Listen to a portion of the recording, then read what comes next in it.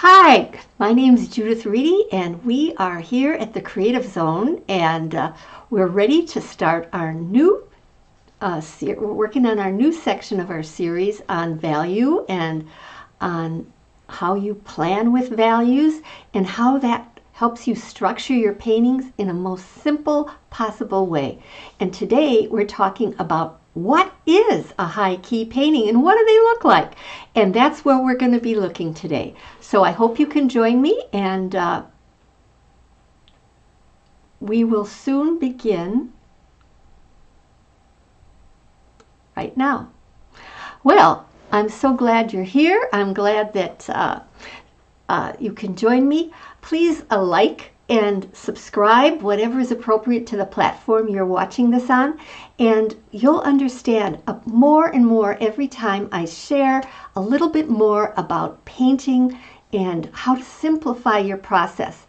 I know that I have taught a class for a while on color, but I've really been giving some thought to really helping you with understanding how using value and being acutely aware of value in your painting and the shapes that those values take can so much simplify the process of painting. So let's get into it today while I talk to you briefly about what my process is. In my painting process, I always start with an idea. What do I want to paint? Do I want to paint a scene that I see in front of me? Do I want to paint from a photograph? What is it? Am I interested in this doorway? Am I interested in this tree? Am I interested in this pattern? Am I interested in the glow or the feelings that I get? What is it that I want to focus on? I got to think about that. And then when I design my painting I design that painting with shapes and value that really hone in on what my idea is. And I eliminate things that don't contribute to that. And so one of the things that I have to work on is designing those shapes and simplifying those shapes so that it's really clear to my viewer and what I'm talking about, or at least how to engage them and grab them and pull them in and fascinate them. That is so key when you start designing in step 2. And that's what we've been working on in terms of designing with shapes and values, the last several lessons, this whole series on value. So, and then after that, and what we're going to be starting to touch on today is going from value to color, because once you understand what your values are, you can understand what kind of colors will go with those values and how you need to alter your colors to create that mood that you're interested, that story you're interested in telling. And then finally, we're going to begin painting with those colors. So let's begin today by looking at what actually is a painting. But I'm going to have to change this here and get this ready for you so that you're able to see what I have. So here we go. Now you can see in front of me and in front of you that I have a painting by Claude Monet, which has got a long title, Jean Rocher and Michel Monet at the stream or something. I'm sorry, I'm kind of having a little bit of a problem with this section here. I'm going to see if I can, oh, we don't want to open that there. Monet on the bank of the Epte. I guess that's the river. I'm not even pronouncing it probably correctly because I don't know French. So at any rate, it's a rather gray painting. I mean, a very light gray painting. And as you can see from this chart here I have in the corner, let me see if I can adjust it a little bit more so you can see it. And we're going to get this zoom to fit. Okay, right in front of here you can see we have the full value, which has 1, 2, 3, 4, 5, 6, 7, 8, 9. And if we were using the Munsell scale, it would have 10 values. So, this is just, basically your light to dark value range, where you go from white to black. That is the full value range. And then when you have a painting that is basically in the low value range, and oftentimes that was the last one I did, where you might have 1 or 2 items in the full value range at the end, but the majority of the painting is in the dark range. The tonalist painters painted that way.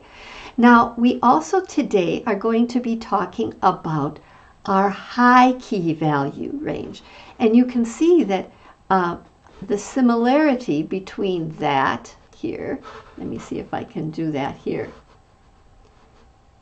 And I'm going to see if I can make this smaller.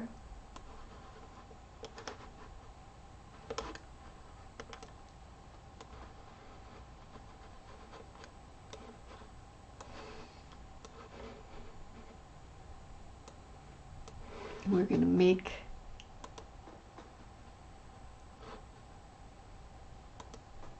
okay.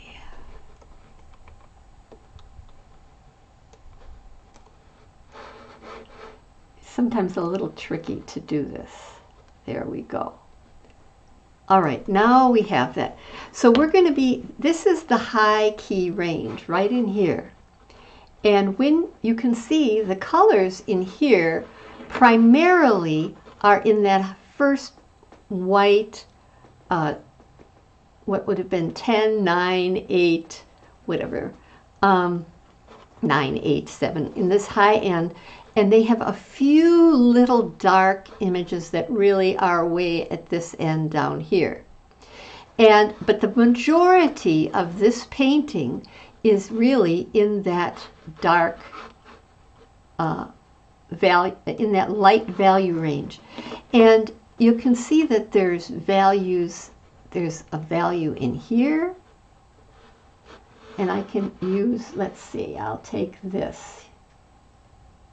Well, I'll tell you what, but let's look at it in color. Let's look at it in color. And that's what we have here in color. Now, we're going to separate this into its various large values, the simple values. And I'm going to help you. Let's see, we're going to take this, and I'm going to use, yeah, this should work. This is the value. We're going to go around here, down here. Whoops. Oh, I'm going to have to start that over again. Undo paintbrush. Okay, we're going to start here. And all in the back here, we have one large value. All of that is pretty much the same value. Then down here,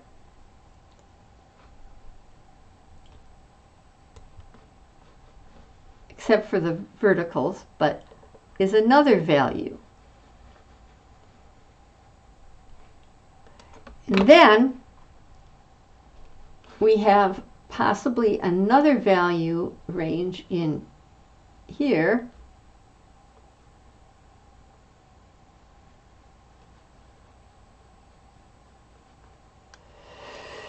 Now, those are the horizontal divisions, but as you can see, there are some vertical or diagonal lines that run through here. And I'm not going to do them all, but you kind of got the idea of how they work.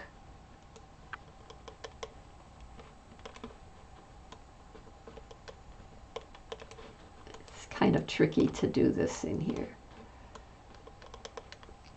But you can see how these work. Whoops. I'm doing this with a mouse. And I feel kind of like a little weird doing it. And then you have all these little lines in here diagonally. Some of these shadows are created from the trees. And you're saying, well, where are these from? Well, there's trees on this side of the river that are casting a shadow. and you got all of them in here, in here, in here. And then of course you have the figures that are basically almost the same value in there. They're kind of dark. So they're almost the same value as these shadows. And then of course you have all the vertical lines, trees, which in themselves have value variations.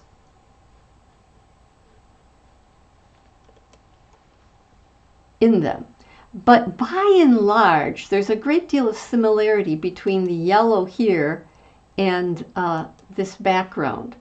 And you're going to see that when we go back and we look, and let's say if I change this, for example, if I go over here and I go and change this to black and white,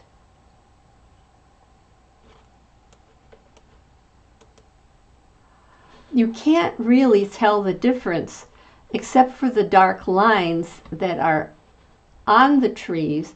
Most of this is basically matching the background in value. And you can see how, you know, this is almost, these are similar as well.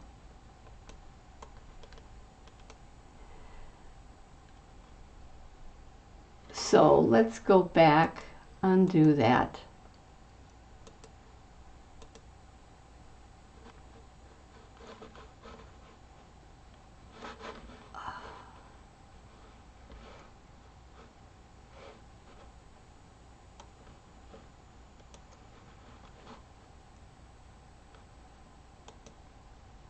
So I deleted that. But the values of these trees are by and large, except for some of the shadows, is the same color as the background. And so you have this really interesting thing going on where he's primarily describing the imagery in the same value. You have the same value in a given area, let's say like up here, it's primarily the same, and the only variations are these shadow lines inside of there that are just there to suggest, and the way he suggests shape and gives you the idea of an object is by color change, and the color change is in the same value as the objects behind that. So you've got a very strong similar value in that. And then in here, let me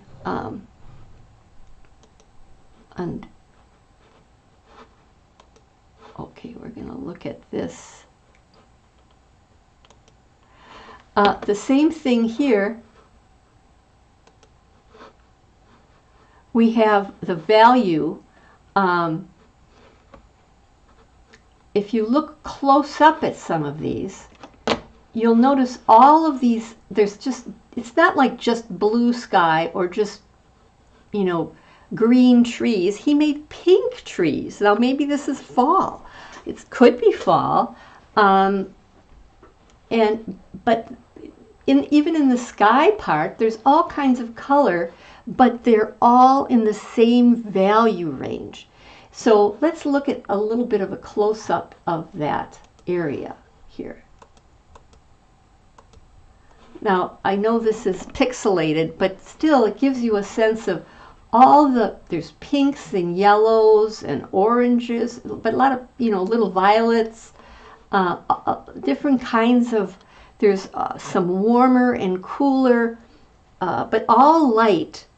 Blues, a little bit touch of a turquoise, but very pale, very much in the color range that we're talking about in this value, you know, this value over here. And so that's how he structures even the areas on the bottom here.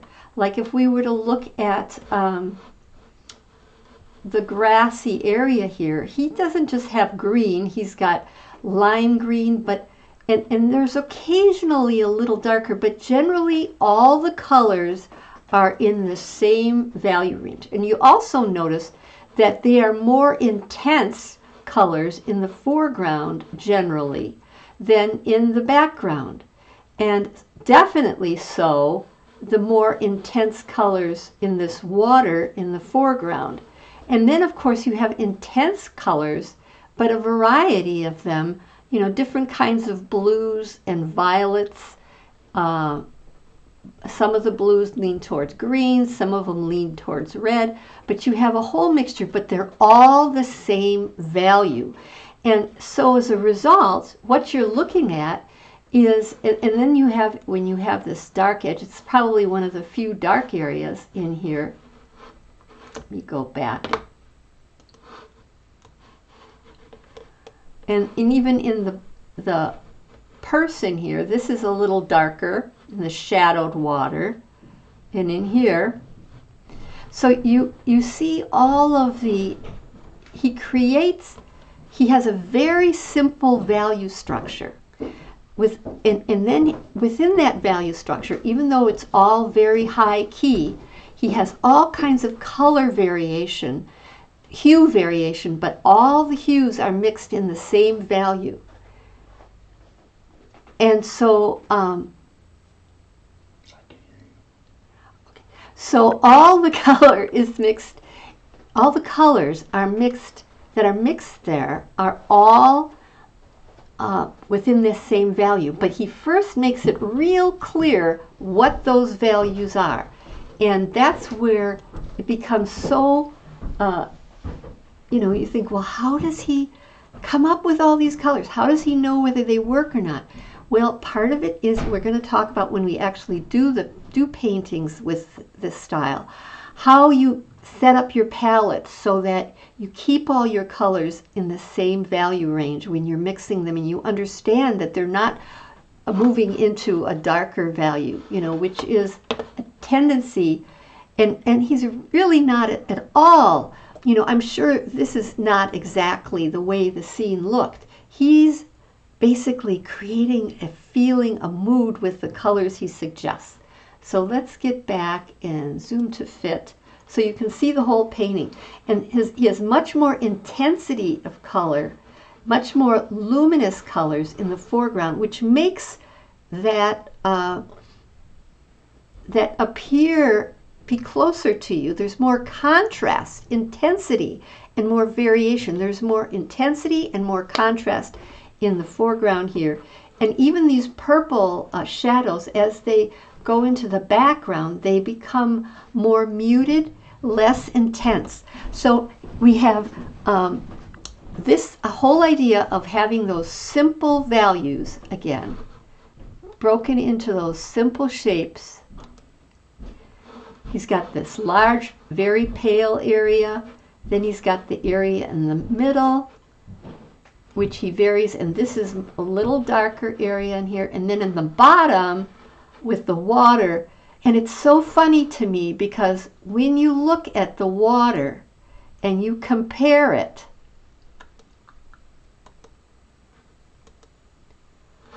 it's really not that different from the value of the background, but he uses intensity to give you the sense of, I mean, you're right, this is a little lighter, a step lighter, maybe this is what, but it's not nearly as dark as you might immediately think it is. So it's very intriguing to me how he has changed his, built this painting, and how he has designed it. So let's look at another image here. We're going to look at, this is a classic Monet image. We've got Monet's Impression Sunrise. Now this one has a lot of little bits of color. It was done in 1872, which I think is, let me check that again. It was done earlier than this painting. But here, this is also a high key painting. It has mostly high key value with a few little darks, you know, the major ones being these boats and a little dashes near the bottom, but those really aren't anywhere near as dark. And then he has, and the two colors that he's using is basically two complements, blue, some kind of blue, probably maybe a phthalo blue, maybe a cerulean blue, probably a phthalo because he's, and maybe cad red light. And notice the cad red light, how it glows. And wait till I change it to the, look at how it really glows here. It's almost like this is the lightest light and this is the darkest dark in the painting. And everything else is in between. And it is not this dark, it's really leans towards the high key painting. And let's go back and look at how he is dividing up the space here. He's got one shape in here, which is this is kind of a mist scene. Now, this is kind of questionable to me, whether this should go up here or whether this should have been down here. I don't even know if it really matters, but he's definitely has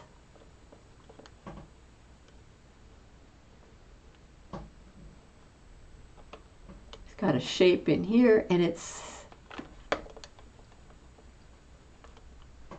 that's one shape. Then he's got this shape in here. That's the boat, and you're going to have to, in the shadow, there. And then he's got the shape of this that leads your eye in.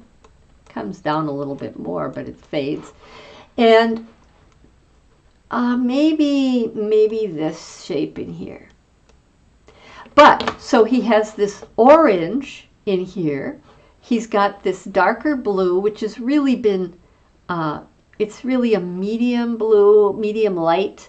And then he has a lighter blue in here. Now, he has, rather than using a pure cad red light, he mutes it with the complement of blue, green, blue, and that makes it, this is kind of a, cad red light is almost like an orange.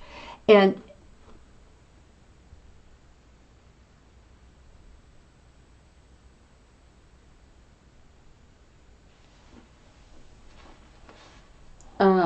anyway, so here we have,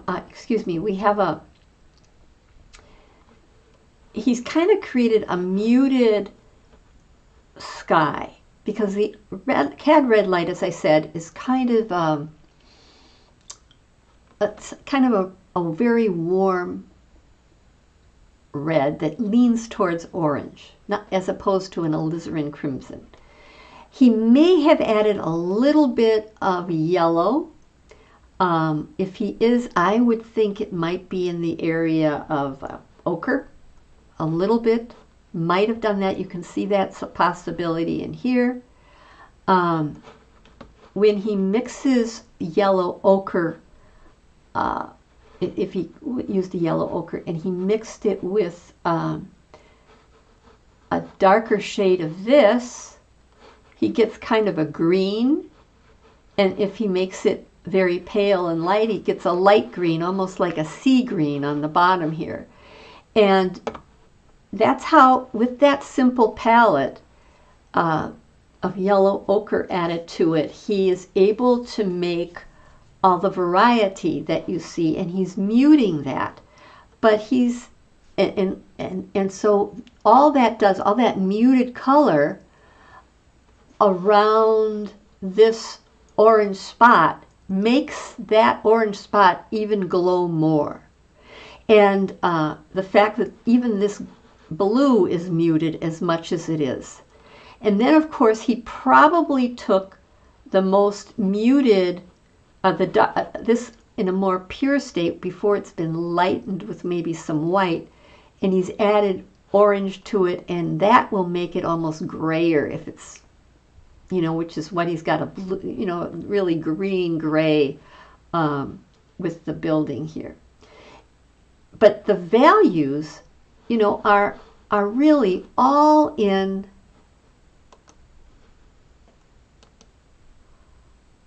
all the values are really in the middle value range. Most of them are up in, lean a little bit more, even than in the first one I showed you, towards the middle. But he has some of the light in here, and then up in the top you see spots of it coming through. And so that is how he structured the painting, with those simple values, very simple values. And it's amazing. And even though it's basically this, he keeps within those ranges, and the way he adjusts the color and makes it read is using those two complements opposite each other, mixing them together, maybe with a little bit of white, a little to maybe a little yellow ochre, to create some variation and interest. But he's very studied, and he's created kind of a quietness with this type of painting. And so that is another way to make a high key painting. Now let's go back and let's look at the next one. This is John Follansbee. He's an American painter. Let me show you his name, American Follansbee. And he's an American painter and American artist. And he painted this painting in a high key tone. However, his painting in here is by and large much more intense than, let's say, the colors that we saw in the previous two paintings. They're much more right out of the tube. However, he doesn't just do that. But let's look at it in grayscale quickly. You can see that he's got some very simple value shapes. Everything within the value shape. So let's go back and let's define them. One more time, let's look at them again. Okay. All right, we got that. We're going to take this, and he's got a value shape in here.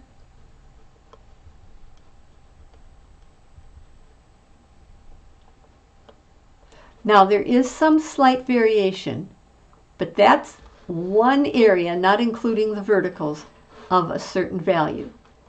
Now you might even, I should have maybe, let me undo that. I think I'm going to do that, undo that.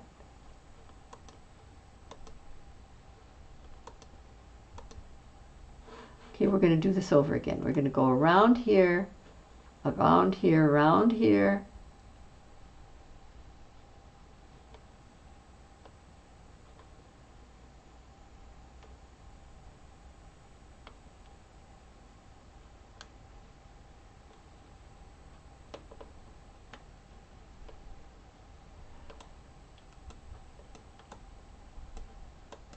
That's one shape. Now he's got, this is almost another shape in here of yellow, which is kind of hard for me to draw out. So in a certain sense, this is almost all one shape, except this shape is in the middle of it. So we've got all of this.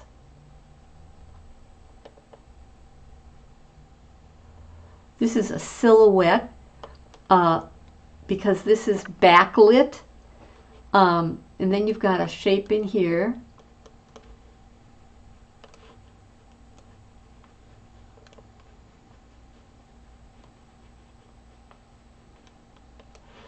And I'm going to say all of this is the same pretty much, and this is the same. And let's look at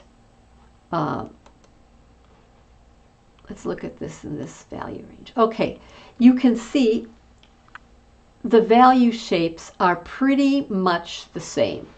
This is all the same. Now here you have a slight variation, but it's pretty close to this other one. I could have, I guess, made another line on here if I wanted, made another shape. But I chose to just consider that all one shape, and then to consider this a shape, and this a shape, and this a shape, and this shape. Now, let's go back. I could do this. I could say, okay, there is a shape in here.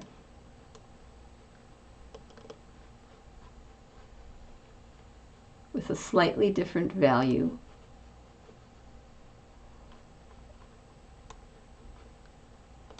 In there. But now let's go back and look at this.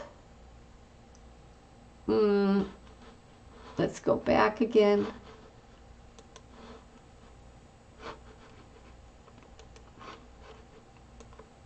But see how close this is.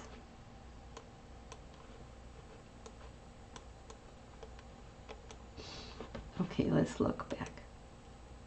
Okay, I'm not going to quibble over that, but the basic shape is, and these are so close that I really initially considered them to be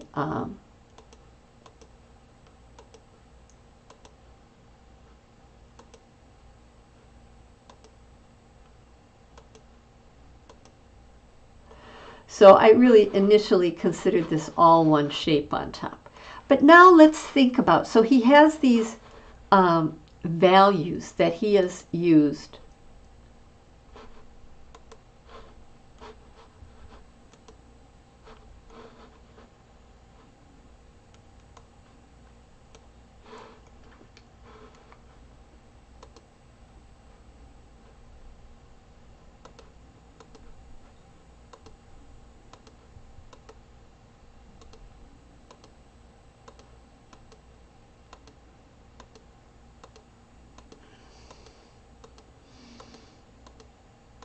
I'm going to do an undo paint tool here.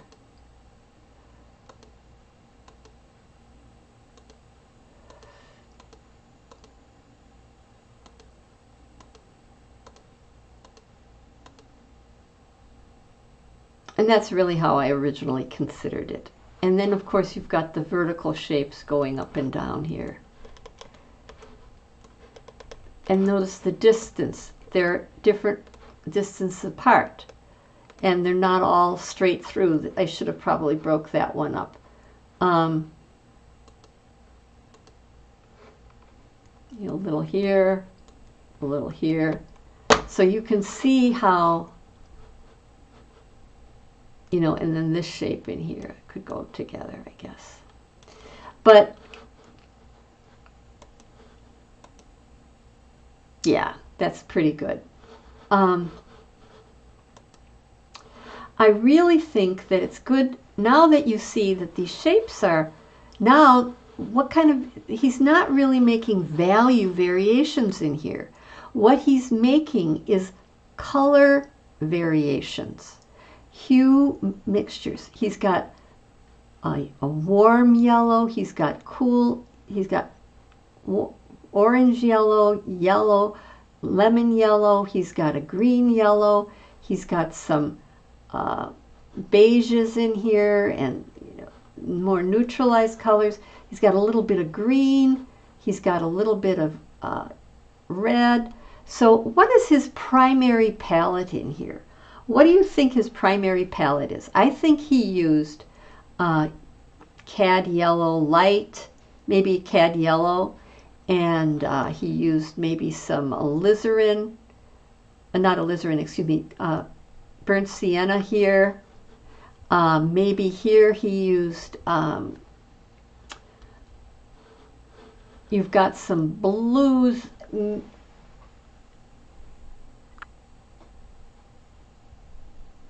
But he's highly neutralized them with the complements. I think he also might have used some cadmium red, but not as widely. Um, and maybe ultramarine blue that he warmed up with green and added white. But you see all the color mixtures he has close together. And the most important thing is that he mixed. I want to look at these colors right close up here. All those colors. I mean, he has a little bit of violet in there, so he must have used, maybe he used a little alizarin crimson, but it's not what is, he used so many different colors, but they're all in the same value range, which kind of makes it, they're neighboring colors, and when you put neighboring colors right next to each other on a palette, you create kind of a vibration. And then when you have opposite colors on the colorway, like sort of this has almost got some a warmer purplish opposite next to a yellow, you're creating vibration as well. Let's look up here at the horse. I'm going to see if I can get rid of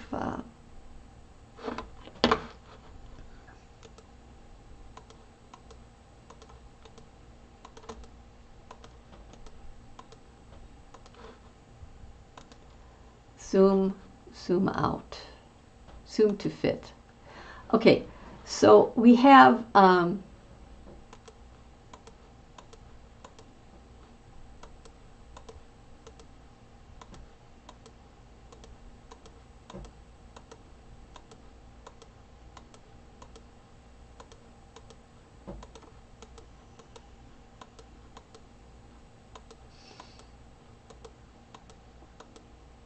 so you can see, and then he has a little bit of red in here. I mean, he's really, yet it is primarily structured by value.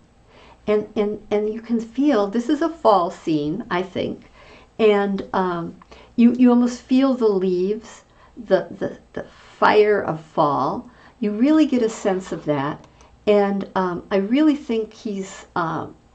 and sort of also the wetness sometimes you have in fall. Like today we have a fall day and the leaves are changing colors and it's kind of rainy and you have the sun, you know, it's just a really luscious painting. I think he did a wonderful job. And again, as if you see it in grayscale, the structure is relatively simple. Now let's look at Monet's haystacks. Now, I'm just going to not spend quite as much time on this, but we can make a comparison of the two. Now, these haystack collections here are not all high key. This one here is definitely high key, and you can see that the value range is the darkest one is really in this area over here. And the lightest is way on this end. Here we have more of a full range. But let's look at it in here. Now this is a almost a mid-range value. We have a little bit light, but by and large maybe a little bit more into here, but this one is definitely high key. This is almost a full value range. This is mid to high. This is also mid to high. Maybe even full value because you've got some really, but it's not real black like this has real black. Then here you have this would definitely be a full value range, and this one is basically a largely mid value with, now I call this a full value because the top here is very dark. But it's very interesting to me that when you look at it in color, how he used color and the intensity of color to make things come forward, to make them seem coming forward. And when he mutes the colors, they tend to recede. Like here you have like a blue-green, but it's definitely showing that the blues tend to recede, and this pink here in the middle is coming forward. And then you have more contrast also between this part and this part, which also makes it seem closer to you. So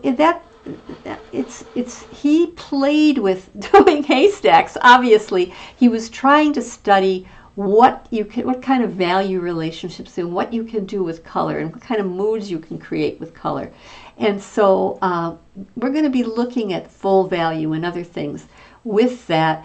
But you can definitely see how he made this a learning exercise, I really think. And I'm not going to, go and analyze each part, but you can see the sections here, 1, 2, these shapes and this. Very simple structure, very simple. The next one, it's not really detailed. You get a sense of the strength of everything. Now, the last one is the Rhone Cathedral, which he painted from a window, I guess. I don't know if the window was open, but he considered this a plein air painting. But he painted this cathedral in 3 different light scenarios. This one is definitely high key. Everything is in this range. This is more middle key, mid-value range. It's more what's on the bottom here. You've got some with maybe a little bit, maybe it's going to full range, to mid-range. And then this is, no, you know what I think? I think this is full value range. This is full value because you've got some real darks and some real lights, though a lot of the work is being done in the middle. This one is definitely middle value. Now, how do these look in color? How does he make this interesting in color? Look at these colors, these beautiful colors. And what makes these paintings, like what makes this total mid-value painting work is that he has all the colors mixed in mid-value, but they're complements. Orange and blue are complements. And so he's structuring the painting using complements.